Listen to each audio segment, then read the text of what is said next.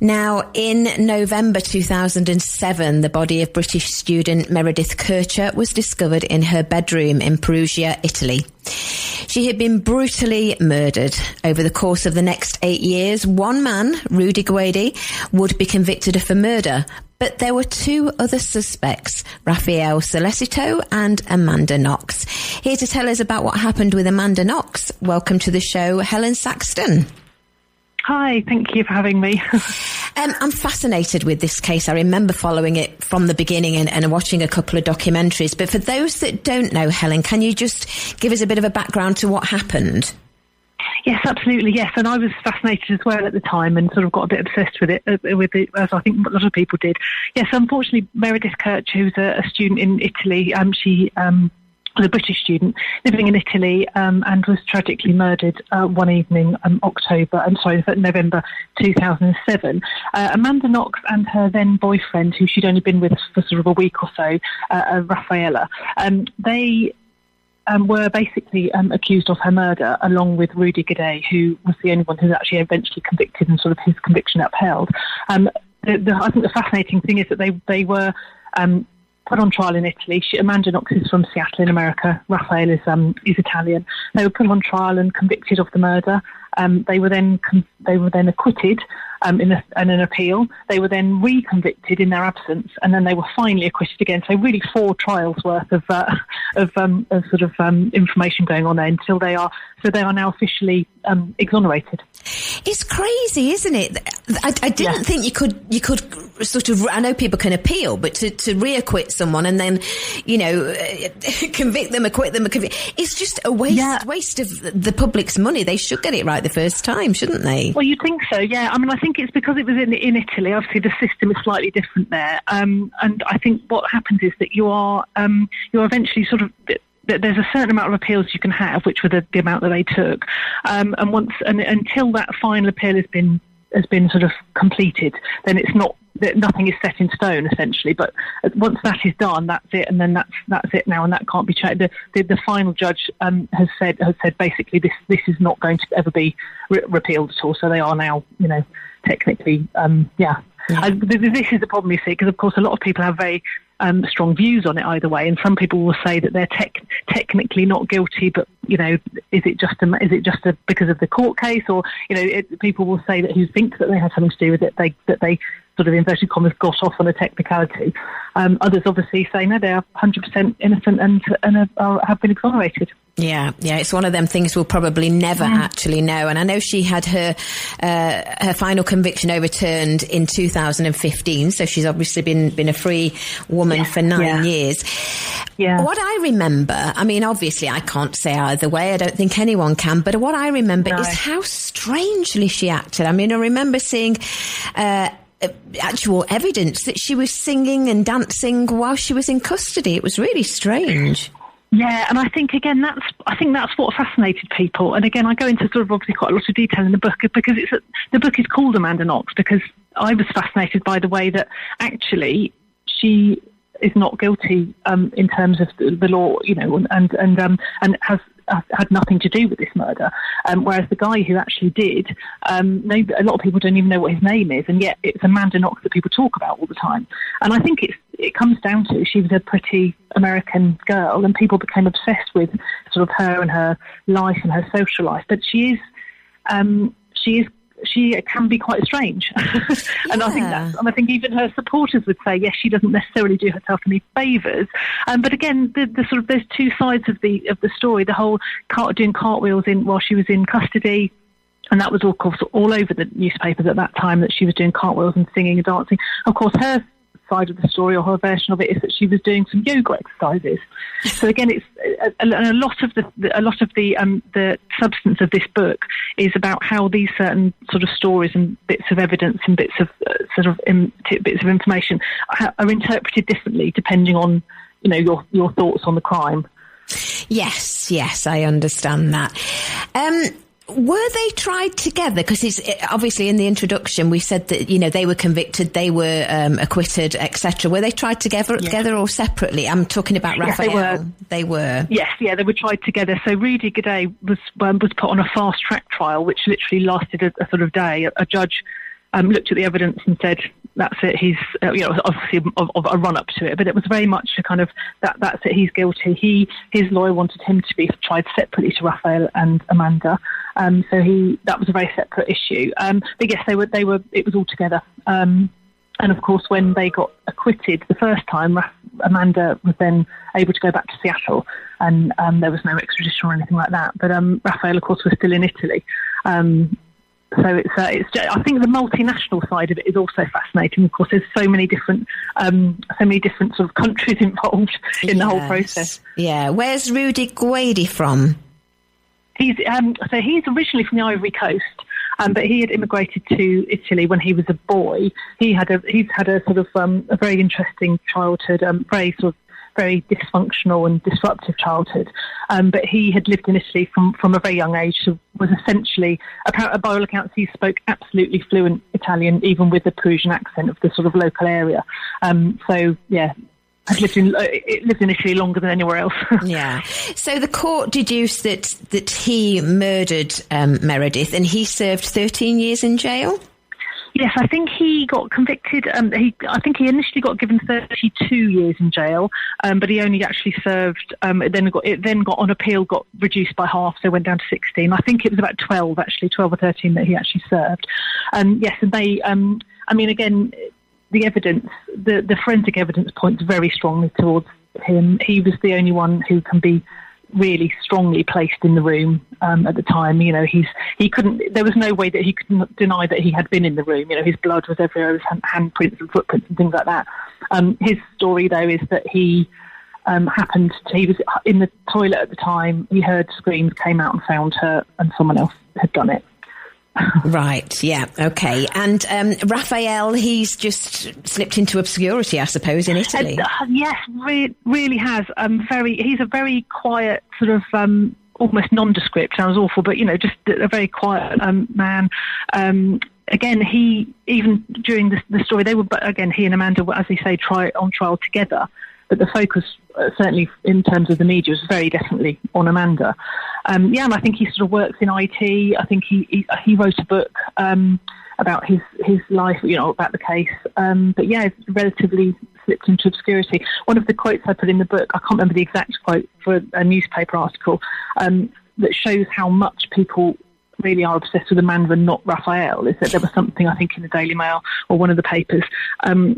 Amanda Knox's ex-boyfriend is engaged to a girl, so he doesn't even have his own name in these titles or these headlines. It's Amanda Knox's ex-boyfriend.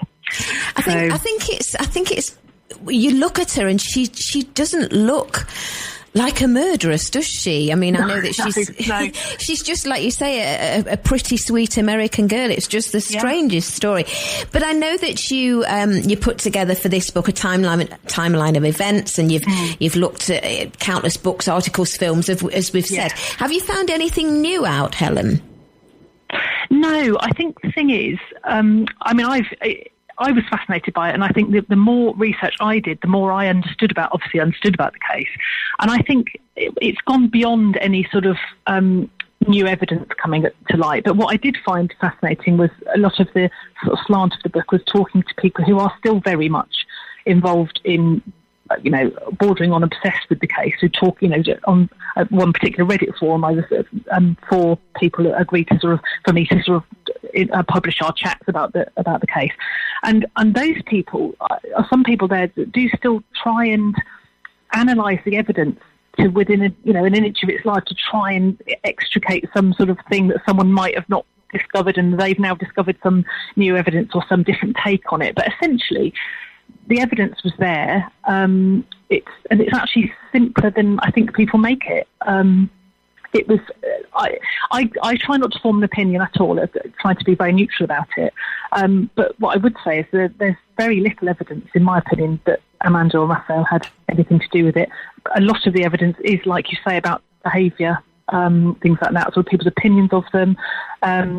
Obviously, people would argue that back and forth quite strictly, but nothing new. And actually, I think this whole case isn't actually as complicated as it appears. Yeah. So the consensus of opinion is that she's not guilty. Well, I would say half and half, and I think certainly on the forums I've looked at, that there's almost a sort of war going on between people who are absolutely adamant that she is a murderer and has got away with murder and is the devil incarnate and, you know, a horrendous monster.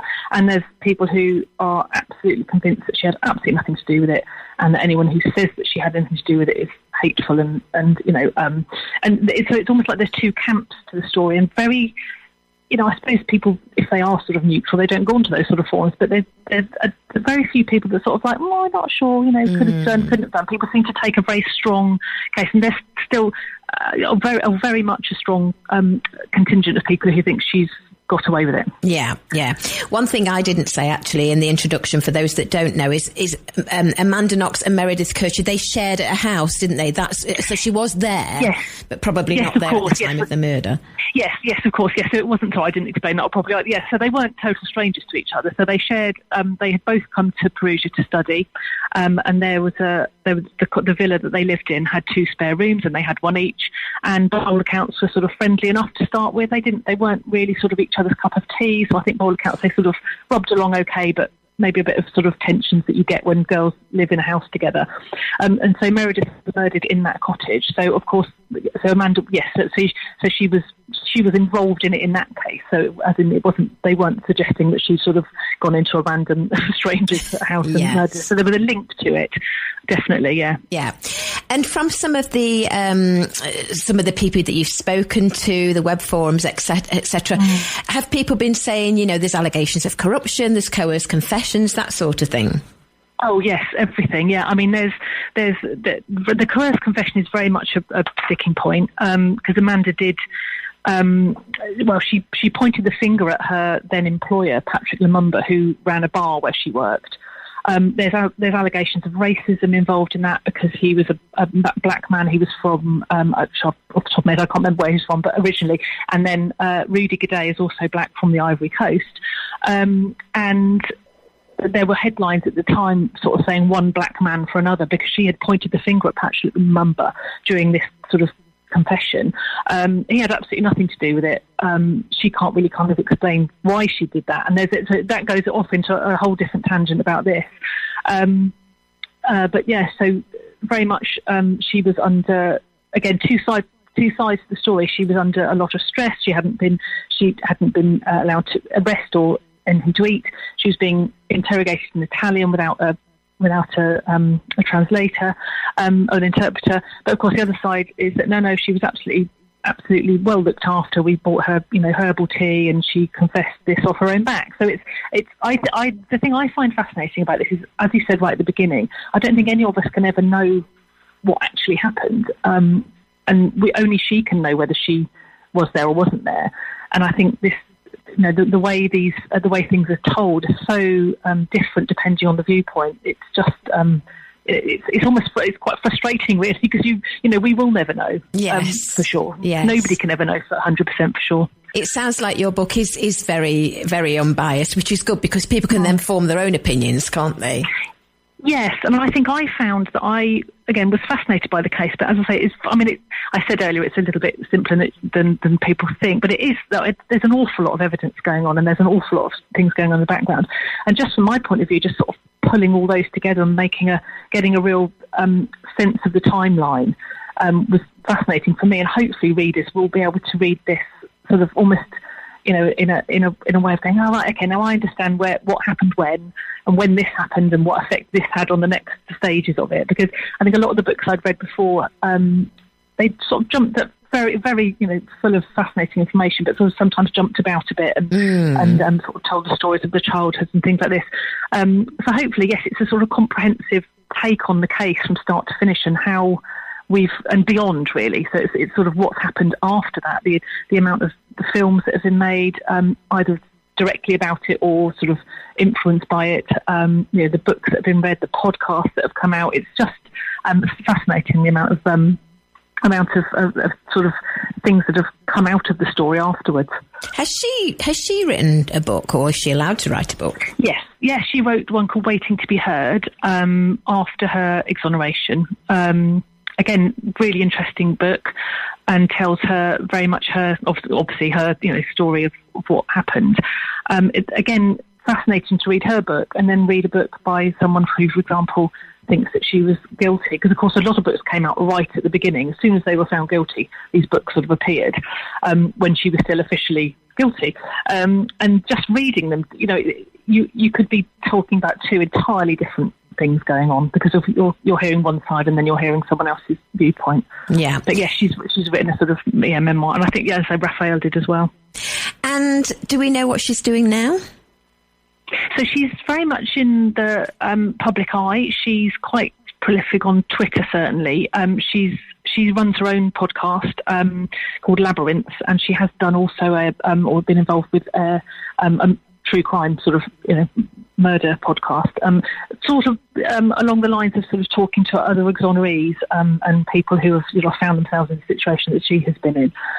So I think she writes. So she writes, and she's sort of a broadcaster essentially.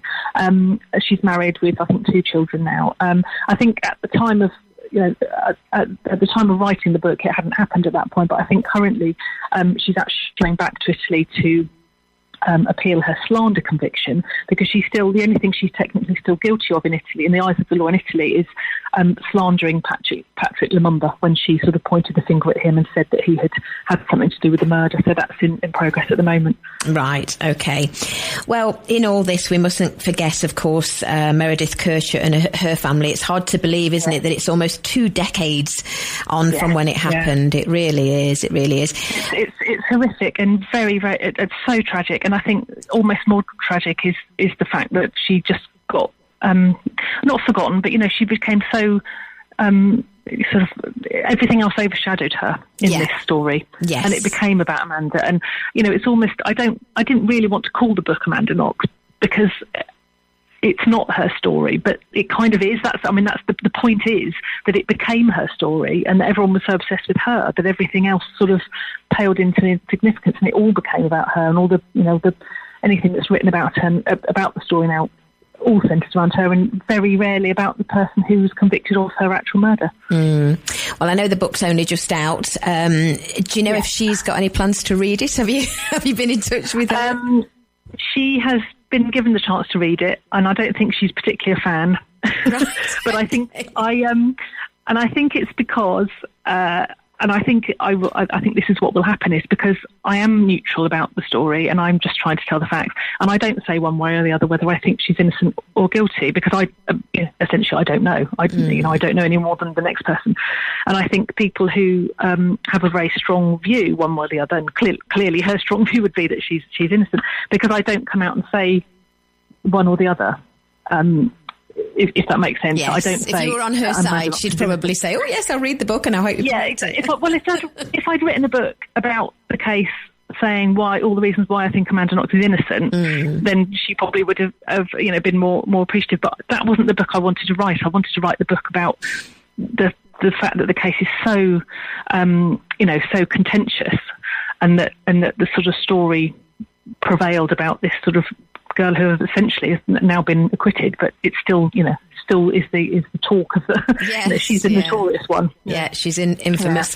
Yeah. Well, I for one am hoping to read it. I'm hoping it comes on Kindle. I think it will be. Yeah, it should be available on Kindle. I say it's only just come out, so it's all very early days yet. But I've had a few reviews of previews which are all very positive, and actually have said things, sort of established things that I wanted to do. So, for example, that it was very neutral and it was very comprehensive and well researched, and that kind of, which is what I was aiming for, obviously. So I'm delighted with that. Yeah, well done. Is it your first book, Helen? It is, yes. It's my first published book. Yes. Congratulations. So maybe the first of many. Who knows? Yes, do come on the show again with your next one. Oh, definitely, yes. I'll just give our listeners all the details now. The book is called Amanda Knox, Crime, Trial, Release and Controversy, and it's by Helen Saxton, who we're speaking to now. And as always, you can buy it from our website, tre.radio. Are you on any social media if people want to find out more about you, Helen? Yes, I am, yes. Facebook, I've just fairly recently created a Facebook author page. It's Helen Saxton Author on Facebook, where you can sort of follow details about it. I actually run a business called Dead Herring, which is a sort of side, to do murder mystery type things. And my Dead Herring UK Twitter and Instagram are sort of related more now towards my writing, so I can be found there as well. Lovely. Well, it's been great to chat to you, and I look forward to reading the book. Thanks for being on the show. Thank you so much. Bye-bye. Thank you. For now. Bye. Bye-bye.